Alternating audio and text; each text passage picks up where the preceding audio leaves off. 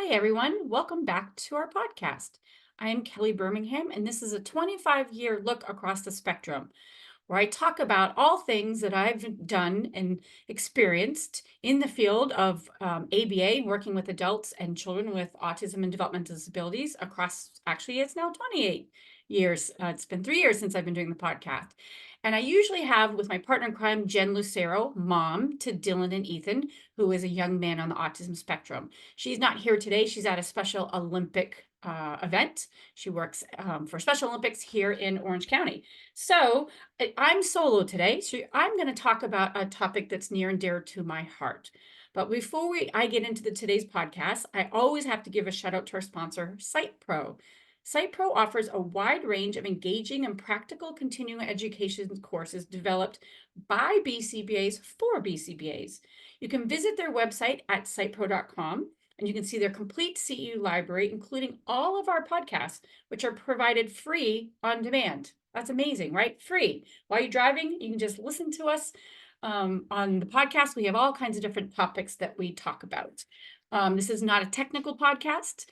This is the real life stuff, the stuff that no one talks about. We talk a lot about sexuality. We've talked about sleep.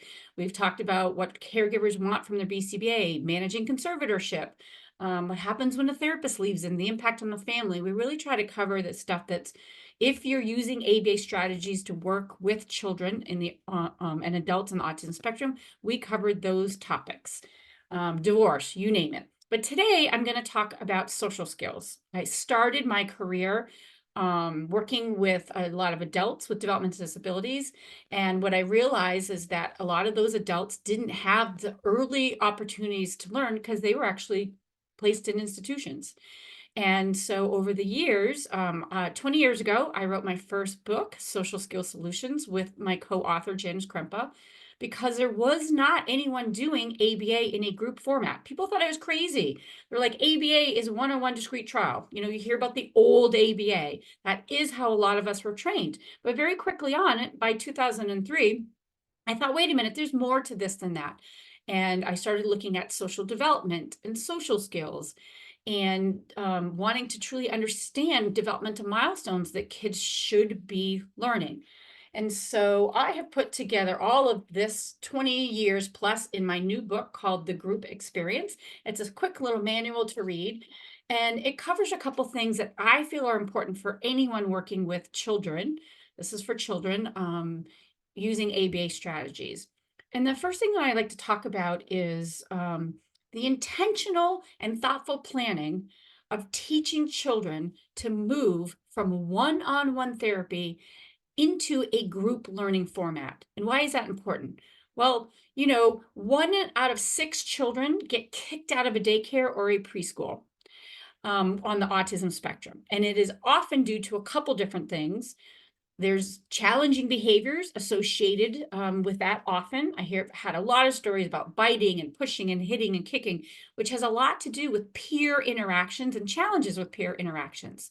The other area that I often see reasons for kids getting kicked out is they are not able to follow along in a group instruction. They can't follow the format. So if a teacher is speaking to a group of children, oftentimes the child on the autism spectrum does not know that they are part of the group.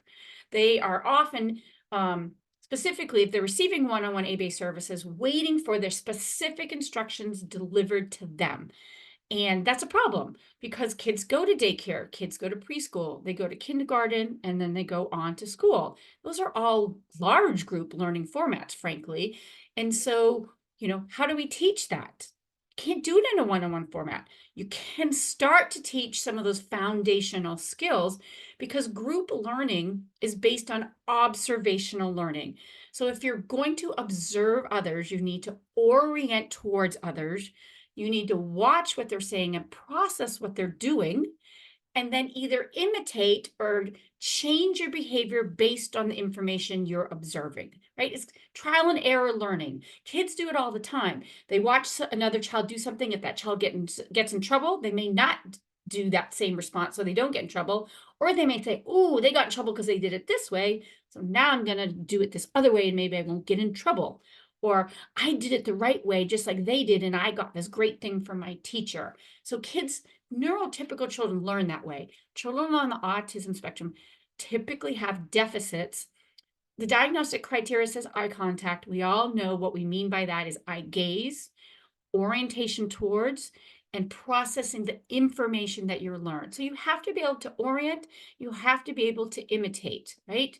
You also have to sort of like engage reciprocally with another person through this process, which is called joint attention. I do a whole podcast on teaching joint attention because it's what we call a behavioral cusp skill, meaning if a child can orient, attend, respond to others' bids, initiate other bids, they are now engaged with another person and in the process of being able to do observational learning.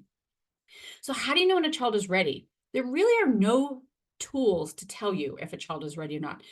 Long time ago, for those of you who date my 20 years, like 20 years as BCBA as I do, there was a book. It was written by Catherine Maurice, and it was called Let Me Hear Your Voice. And it was our Bible back in the day. It was what we went to learn and look at what skills we should be teaching, because we're not taught that. We're still not taught that in our ABA coursework, right? The task list does not tell you developmental skills and what you should be teaching or not teaching. And so I know I went searching early on, and there was a chapter and near the end of that book, I want to say chapter 29 or 27, something like that, that Dr. Bridget Taylor wrote. To this day, I reference and look at that article, that chapter, because she talks about what kind of skills. She was thinking about this, like you're teaching these discrete skills. What kind of skills should a child need to get into a classroom? And it's unfortunate that that article is not, that chapter rather is not referenced more often, because it's still relevant to this day, in my opinion.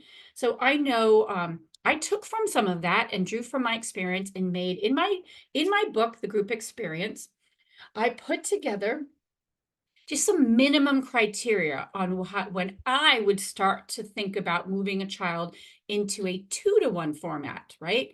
Maybe with a sibling, maybe with a peer, a cousin, something like that, where I'd start to move along from one-on-one to an intentional group situation.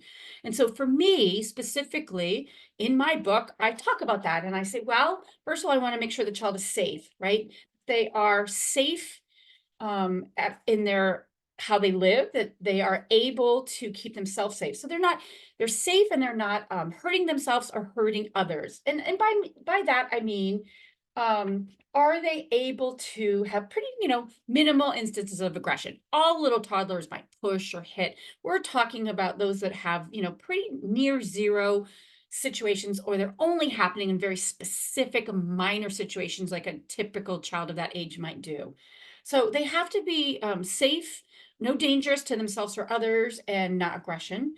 And they also need to be able to communicate their wants and needs in some manner. They have to have the ability to get their needs met, because that is a start towards reducing challenging behaviors, right? We know if children can't tell you what they want or need, they're going to get upset. So they need to be able to tell you what they want and need, from my opinion. And I also like children to be able to understand a first this, then this contingency, that they are able to understand that this I do, and then I get this. And I don't mean compliance training. I'm not talking about compliance training, because that is not a thing.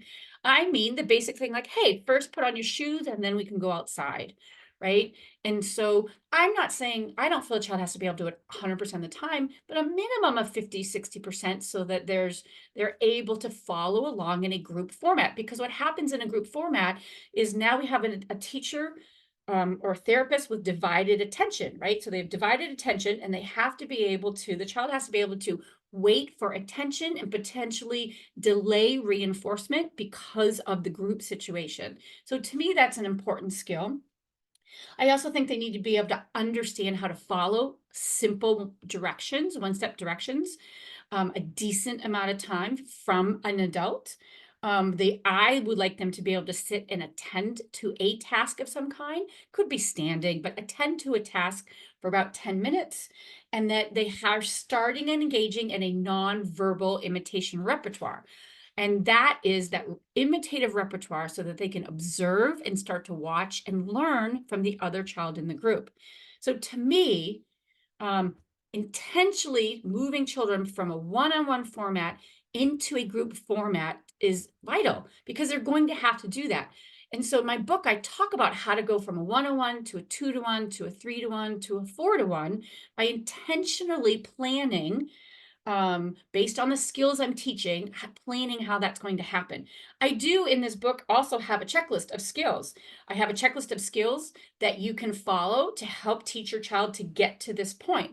I have a checklist from early intervention from ages 2 to 6, and then I have one for elementary school kids for their social skills. And so that is something that I think a lot of centers, clinic directors, BCBAs are not thinking about, intentionally doing that. I also talk about ways to do it if a child can only do it part of the time, but not all of the time. So that leads me to my next topic that I feel pretty strongly about when I'm talking about social skill programs, and that is curriculum-based program versus what I call individualized activity-based programs. So there are lots of very well-known social skill curriculums, right? I happen to be trained in two of them, the Early Start Denver model and the peers curriculum. I went through the training to become certified therapist in both of those because I want to understand them. And I draw from them a lot in my practice, and they're very good manuals. What I feel sometimes, although the Early Start Denver model is and can be individualized, and it's a fantastic model to look at. They've done such a great work and has such amazing research behind it. But if you have a curriculum-based program and you're following it, what happens is if you follow it in the order in which it's written, think about this. Think about, let's say you come up on an activity and it's about turn taking, right? And what if you have a couple children in your group that don't need to practice turn taking? They're very good at it. Well, that might be a missed whole therapeutic experience for them because that's a skill they already possess. And so I've seen that happen with some of these curriculums where several skills in a row come up and the child doesn't need those skills. They can already do those skills. And so they're there, frankly, as like a model at that point. And there's some value to that for the other children, but we want to make sure that that child is getting also a therapeutic experience. So I have always taught social skills in an activity-based, individualized format. And so what do I mean by that? Well, I will assess children and determine individualized goals that they need to have, right? My checklist, along with like a Vineland. Sometimes I've used a social responsiveness scale too, if I need to look at sort of like severity, particularly if I'm working with an insurance company. But neither of them really draw the very specific social skills that I need. So I draw from my checklist where I've observed a child and I've determined if they can do certain skills in a one-on-one or a group format. And then from that checklist, I determine like what skills am I going to teach in a one-on-one and what skills I think they can do in a group format, right? And so now let's say I'm moving a child and I have them in a group format for part of their session or part of their time. What I do is I have a number, let's say I have 3 children. I will take the 3 children who have individualized goals and blend them into an activity. So let me pick, for example, I'm going to pick Legos or blocks or something like that, Legos. So I am going to, maybe I have one child over here who I'm going to say Sam. And Sam, I have assessed and determined that he really struggles with flexibility with others when building. And then I have Max over here who struggles with initiating activities with other children. And then I have this third child over here who has trouble responding to other children when they're talking. So I'm going to take Legos and I'm going to facilitate an activity where the one child who has trouble with initiating is in charge. He's the leader and he's going to start taking and planning the activity. And he's going to talk to the child who has trouble responding. And I'm going to make sure that child that has trouble responding is responding. And the child that has trouble with flexibility, I'm going to work out my program so that they're engaged and managing their feelings around this being flexible with this activity that this one child was leading, if that makes sense. And I talk about all kinds of different activities and ways you can build in different activities because and then there's lots of activities that you can do to promote. And so what happens whether you have 3 children, 2 children, 4 children is you can facilitate the activity in a way that is meeting the goals of every child. So here's another way I've often done it: circle time. let's say you're running a small circle time, right? Well, what is the goal of circle time? Well, it's not academic based if we're in an ABA therapy. We're not teaching days of the week, or we're not teaching letters or shapes. It's not intentionally teaching the academic skills. What we're teaching is orienting and attending, right? So maybe I have one child who struggles to orient and attend, but maybe I have another child who struggles to wait their turn to be called on. And so maybe I have another child who is struggling a little bit to follow along the imitation task. Maybe we're doing a song. I'm going to plan my circle time so that I have activities that meet all of their goals. So I might do a song and dance for imitation, right? And I might do a call on children to get answers and have one wait their turn. Then I may have one child who's just really sitting there for the whole time and orienting, and I'm going to practice that. So I'm going to have different individualized plans. I'm going to have different reinforcement schedules, and I'm all intentionally done that around the activity of circle time, right? So that leads me into a little bit about like early intervention groups. My book does talk a lot about how to set up a whole day for a group of children in an early intervention program. And it's kind of modeling the day after a program. So if you have a center and you're working with children there at a center, it might be a way to help move your children from one-on-one into group learning. And so I talk about, starting with independent play, and then, as children come into the room, and then I talk about starting off a circle and what types of activities you could be teaching to match the goals that are in the checklist, right? Then there's some table activity time, and then there's some game play, then there's some pretend play and some construct building play. And it's all broken down across these areas of treatment that I have folks use in the checklist to assess. So to me, this group learning part is super important. One of the sort of last things I often talk about, though, is a lot of times people are trying to do this in a one-on-one format. So there may be, let's say you have 3 or 4 children in a room together, and you have 3 or 4 adults. There's one adult for every child. You can still do a group format learning experience with that many adults in the room. And a lot of people don't know how to do it. I've seen some really bad social skill programs or center-based programs for young children where there's 4 or 5 children in the room, 4 or 5 adults in the room, and every adult is prompting and coordinating and telling their child what to do, and it's loud, it's chaotic, and people are missing that intentional planning for group learning, which is learning in a group from one salient adult in the room. That's what school is, right? And so you can instead very intentionally use your therapist in a certain way. So there should be, and you could move to a model where you have a group leader, the teacher, if you will, but not teacher, it's the therapist who is going to deliver the instruction. They're sort of in charge of the day or the activity, right? They're going to either sit in front of the group, stand in front of the group, and the children are going to be around them. If you just think of like a kindergarten classroom or preschool classroom, the children are around them, and behind them are the other adults, and the children should be learning from me as the group leader, the most salient cue, right? Now what I can do is I can have our other therapist. Maybe I do have individualized programming going on. Maybe I do have one child who's struggling to sit and orient for that long. So I have an adult that's delivering reinforcement to that child, right? And then maybe I have a child who occasionally needs a reminder prompt, but I'm going to, as a teacher, try to do that prompting, but I'm going to use the staff to do additional work that I might need outside of them, the children responding to me is the salient cue, the group leader. If you've ever gone into a classroom, I remember I went into this classroom that was beautifully appointed, organized, just gorgeous. And the teacher was a lovely lady, and she had a group of children in front of her. And there were aides in the classroom, support staff, teachers, volunteers, if you will. And I happened to notice that it was this classroom that was so beautiful, and she was reading a story. And what would happen is she would read the story, and then a couple children might be acting silly or acting out. She'd stop the whole story, correct them, and spend a very long time correcting them and waiting for them to get back on track, while all the other children then were not getting instructed. So then they started getting disoriented off on track. So I have always been of the group, the leader of the group, the adult delivering the instruction has to be giving the instruction and delivering a significant amount of positive reinforcement, differential reinforcement to those kids that are responding in their correct way. And then let the other adults that are in the room, maybe it's the other one-to-one staff, assigned to certain children, quietly and quietly navigate that child to get back on track. So while the other children can continue to learn their group instruction, and I am delivering reinforcement, and others might be delivering reinforcement.